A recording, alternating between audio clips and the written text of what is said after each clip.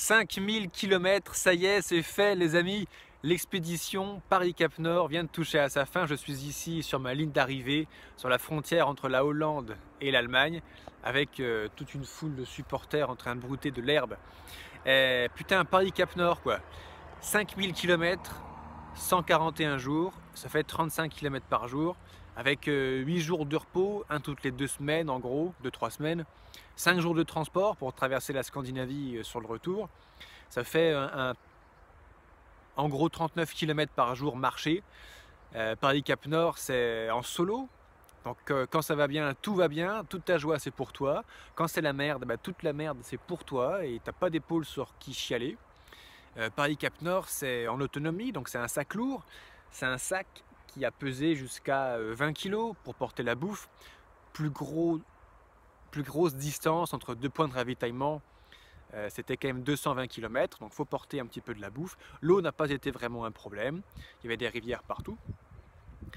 Paris-Cap Nord, c'est aussi 78 jours de pluie. Donc 55% des jours, il m'a plu sur la gueule. Bon, 10% des jours, c'était juste une petite averse pour rigoler, comme ça. Mais 45% des jours, c'était pluie, voire grosse pluie, avec notamment des pluies non-stop pendant des journées très dures, pendant les instants les plus durs de l'expédition Paris-Cap Nord. Paris-Cap Nord, c'est aussi 67 gués. Ma stratégie pour traverser une rivière, c'est d'enlever mes chaussures, mes chaussettes, traverser la rivière à pied et remettre les chaussures de l'autre côté. Et ça, je l'ai fait 67 fois. J'ai traversé des centaines de rivières, mais pieds nus que 67 fois, dont 7 fois en une journée. C'était le record, juste avant sous les Djailma. Donc en gros, tu marches, bon, tu enlèves tes chaussures, tu traverses la rivière, tu sèches tes pieds, tu remets les chaussures, tu remarches.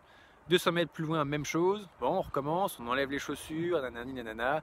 1 km plus loin, même chose. Donc ça casse le rythme, ça prend du temps, avec des gros temps de séchage. Surtout que vu que je n'ai qu'une petite serviette en microfibre, je me sèche pas les pieds à la serviette, je me les sèche à l'air, au vent, au soleil.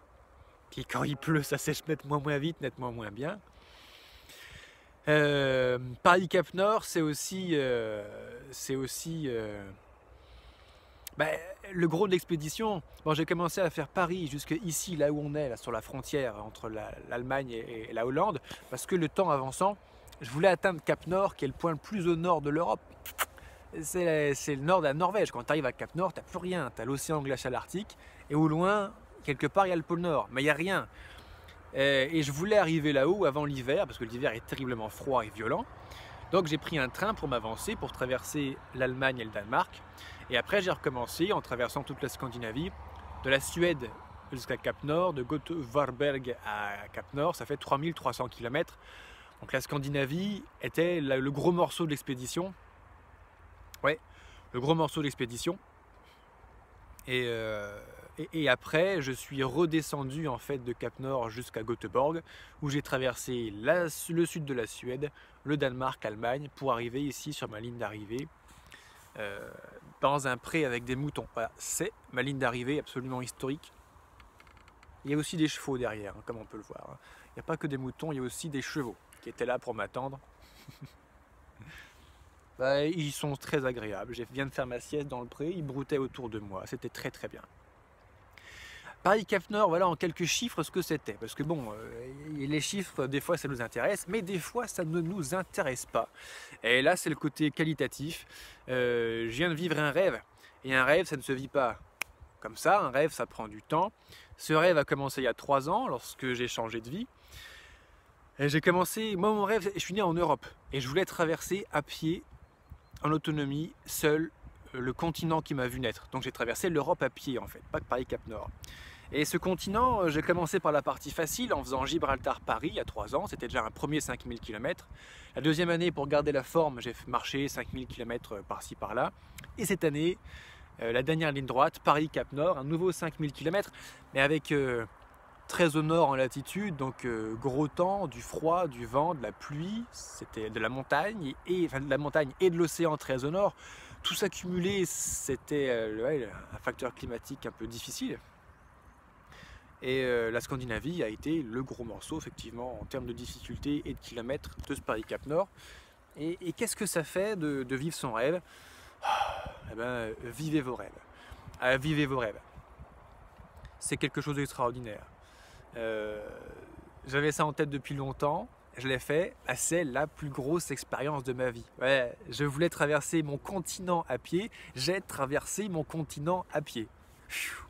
Bon, ça fait 1 an de marche et 10 000 km. Hein. C'était un beau continent, l'Europe. En plus, j'ai fait quelques petits détours pour le plaisir, pour aller voir des endroits qui me tenaient particulièrement à cœur. Et bah voilà, vivez vos rêves. S'il y a une leçon que j'ai tirée en fait de cette expédition Paris-Cap-Nord et de la marche en général, en 3 ans, j'ai marché 15 000 km sur les sentiers. Plus je marche lentement.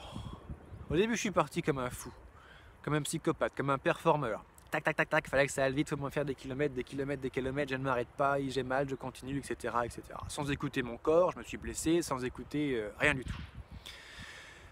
Et plus je marche lentement. Maintenant, je prends mon temps. Et au lieu de vivre vite, je commence à vivre bien. Et ça va marquer, je pense, un grand virage dans ma vie. Où j'ai cru à cette histoire de course, hein, la vie est une course, ah bon, d'accord. Bon, bah, j'ai fait les 30 premières années de ma vie en courant ou en marchant vite, et bien maintenant je vais ralentir. Je vais ralentir et je pense que ça va être une nouvelle aventure qui va s'ouvrir devant moi. La plus grosse expérience de ma vie, qu'est-ce que ça fait concrètement de marcher 5000 km près de 5 mois tout seul? Eh bien, l'espace n'existe plus. L'espace n'existe plus.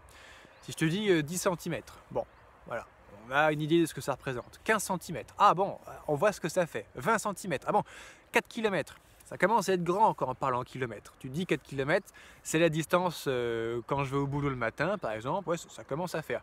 Mais si je te dis, on va marcher 5000 km, là, tu mets la vidéo sur pause, tu viens avec moi de l'autre côté de l'écran et on part marcher 5000 km.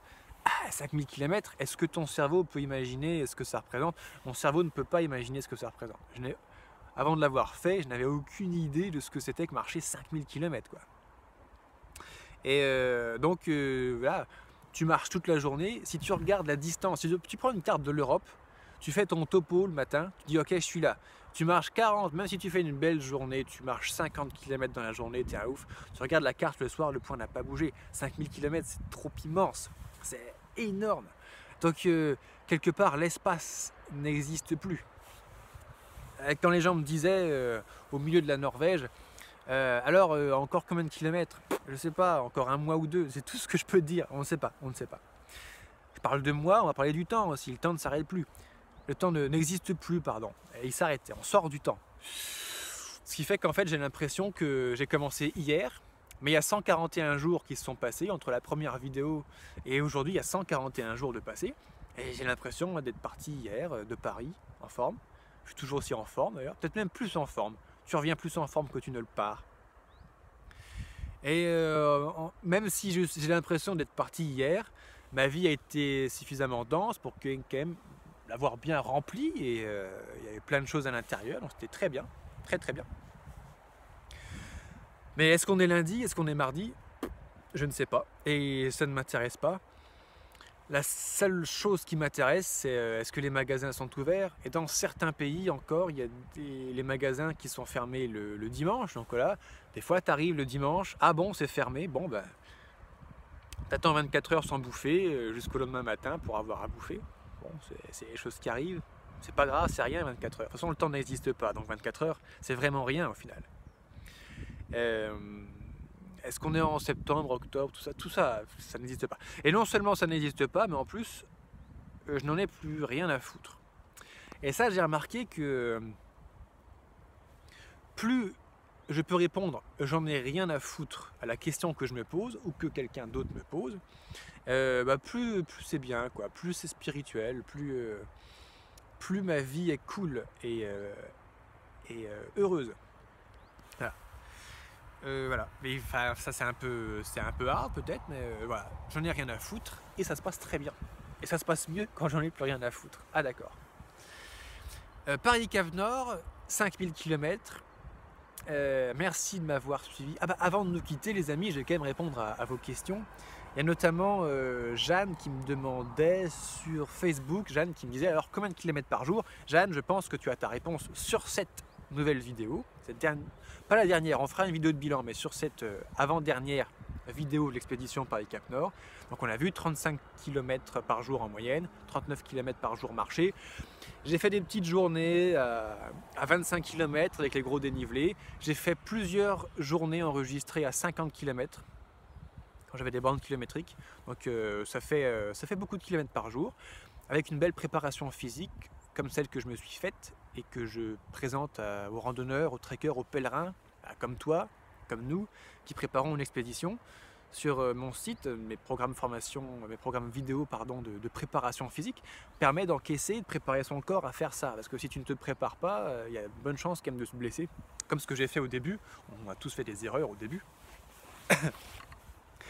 Et il y a une deuxième question intéressante de Kinou sur YouTube. Salut Kinou. Qui me dit, mais dis donc, est-ce que tu fais la marche afghane? Alors je ne savais pas ce qu'était la marche afghane. Donc Kinou, j'ai demandé, mais Kinou, mais dis-nous qu'est-ce que c'est la marche afghane? J'ai été après sur l'article Wikipédia, la marche afghane. Et en fait, c'est la synchronisation consciente de la respiration et des pas. Et oui, Kinou, effectivement, je fais la marche afghane sans le savoir depuis des années. Et surtout dans les dénivelés. Dans la montée, c'est tout dans le souffle et les cuisses. Si tu ne maîtrises pas ta respiration, tu vas être asphyxié, le cardio va s'emballer, etc. Donc oui, je fais la marche afghane sans savoir que c'est de la marche afghane. Et quand c'est à plat, je ne fais pas attention, donc ce n'est pas conscient si je maîtrise mon souffle, mais en tout cas, j'ai jamais de problème d'essoufflement. Et même quand je fais sur le GR20 le Monte Cinto à jeun, en partant à 4 h du matin, j'ai pas d'essoufflement parce que je maîtrise mon souffle. Voilà.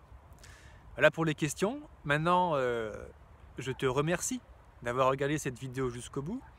Pour m'encourager pour me dire bravo d'avoir fait quand même ces putains de 5000 km, je t'invite à me mettre un pouce bleu.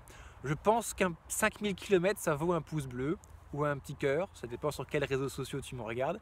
Mais 5000 km, à ta place, quand même, je mettrai un pouce bleu. Si tu as des copains, des copines randonneurs, randonneuses, n'hésite pas à partager cette vidéo. Abonne-toi sur ma chaîne. Et on vient de marcher 5000 km ensemble.